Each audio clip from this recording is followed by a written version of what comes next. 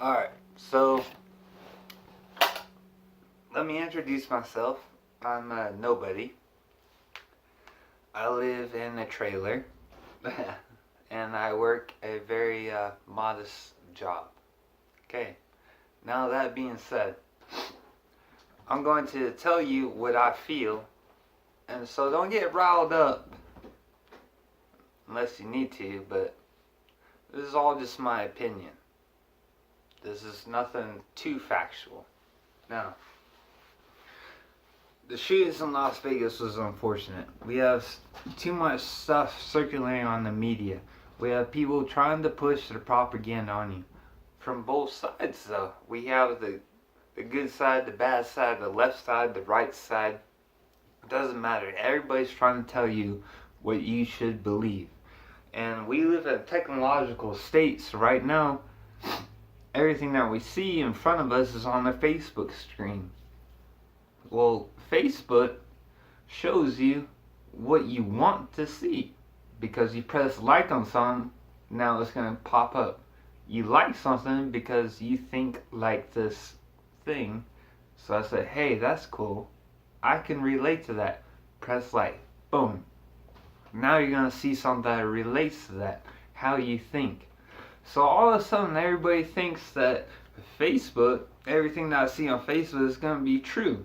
No. Everything that's being posted on there is because you said that's how I think. Okay, now, going to Vegas. People are saying that there's multiple shooters, that there's not multiple shooters, that this is a guy from Antifa going against Trump, our president, that ISIS claims that they take responsibility for it. What else is there going on?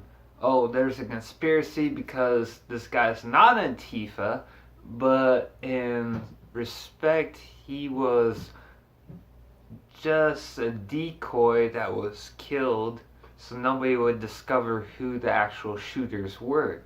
Okay, well, interesting fact. Okay, this guy bought out multiple places weekends before the actual shooting. He overlooked other events going on and nothing happened. He took these penthouses, or whatever you want to call them, these like more than a Motel 6 that I could afford. He put multiple rooms and the windows were bashed out.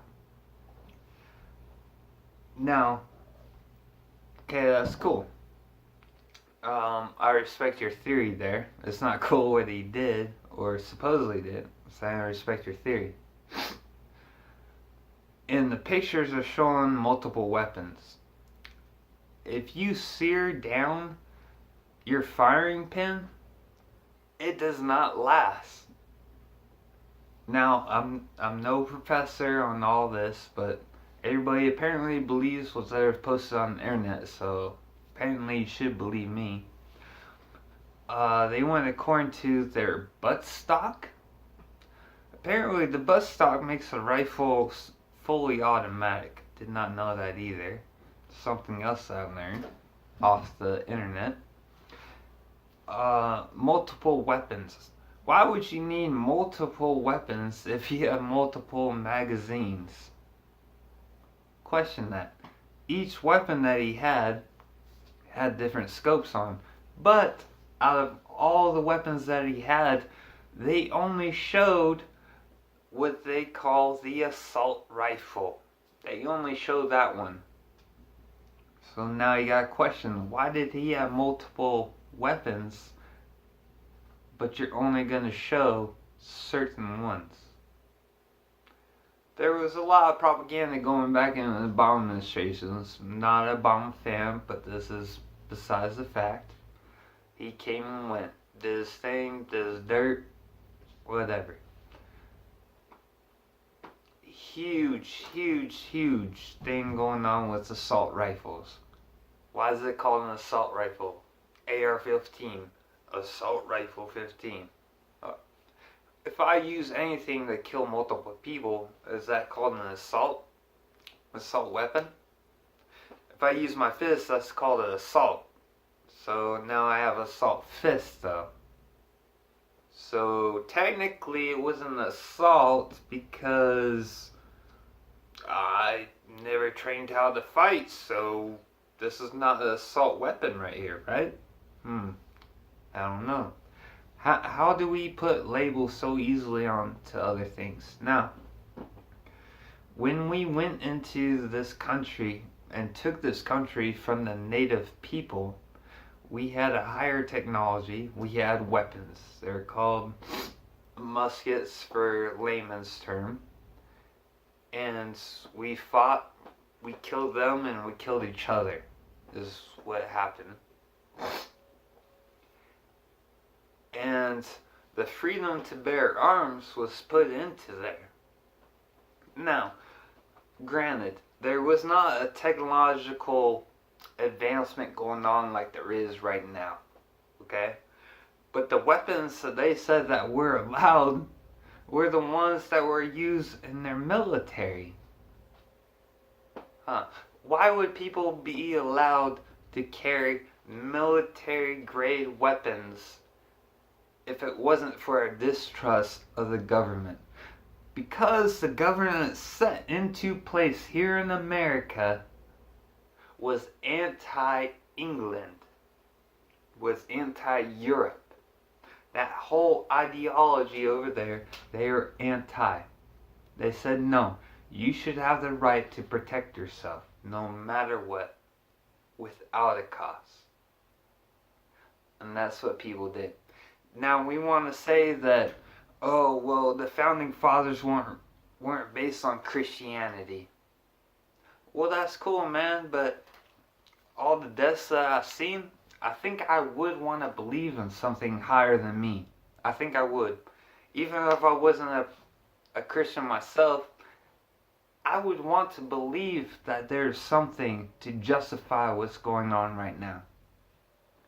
So if you want to say that our founding fathers did not base this country on Christianity, then what did they base it on?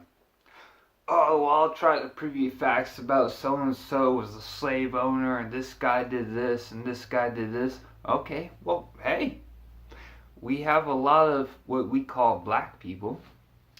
So you're saying if our founding fathers were slave owners, so that means that we should be based off slavery. Is that what you're saying? Don't know where you're going at with that point. Belief in God is where I'm going into this point. We founded a nation to believe freely. If you want to believe different, they gave you that right. Doesn't mean that it's right. They just gave you the right to. So not to oppress our right of what is the true belief. That is what happened. Now, speaking of slavery, let me get into this because this really ticks me off sometimes.